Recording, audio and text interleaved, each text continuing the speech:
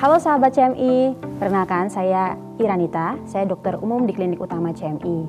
Nah, ketemu lagi nih sama saya. Kemarin kan kita sudah membahas nih tentang gejala awal dari kanker payudara. Nah, untuk video kali ini saya akan membahas tentang gejala awal dari kanker serviks. Nah, sebelum kita membahas tentang apa sih gejala awal dari kanker serviks, saya akan menjelaskan terlebih dahulu apa sih kanker serviks itu. Jadi, kanker serviks merupakan suatu keadaan di mana jaringan tumbuh secara abnormal, yang di mana tumbuhnya itu di jaringan serviks atau leher rahim. Nah, apa sih penyebabnya? Nah, untuk penyebab dari kanker serviks yaitu yang pertama infeksi virus dari human papilloma virus atau HPV seperti itu. Nah, untuk gejalanya, untuk gejala awalnya saya sudah masuk di bagian gejalanya ya. Jadi untuk gejalanya itu yang utama nyeri pada panggul, oke? Bukan nyeri pada pinggang tapi panggul. Nah, setelah itu ada juga beberapa pasien yang mengalami gejala nyeri saat berkemih, kemudian ada juga perdarahan di luar menstruasi, kemudian juga ada perdarahan setelah melakukan hubungan seksual. Nah, di sini saya akan sedikit lebih menjelaskan kenapa sih kok bisa muncul nyeri pada pinggul, kemudian kenapa sih kok bisa muncul perdarahan.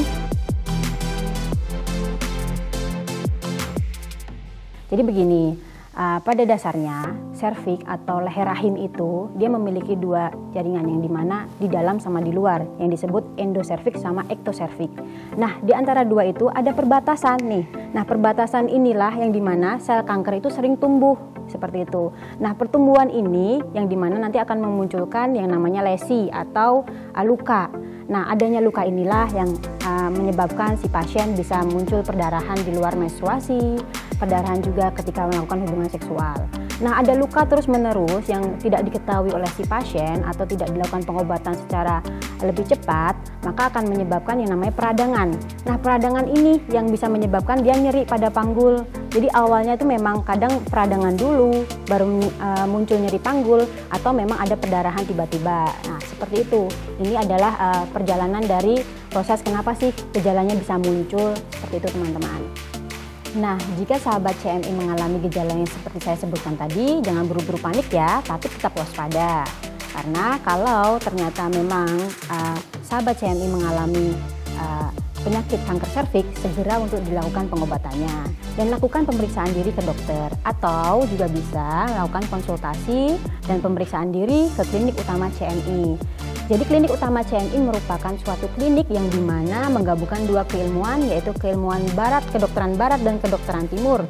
Kedokteran timur ini mengarah ke pengobatan Ibnusina atau Avicenna, seperti itu teman-teman. Yang dimana pengobatan dari Ibnusina ini salah satunya itu berfokus pada pengobatan kanker, seperti itu. Mungkin cukup sampai di sini pembahasan kali ini.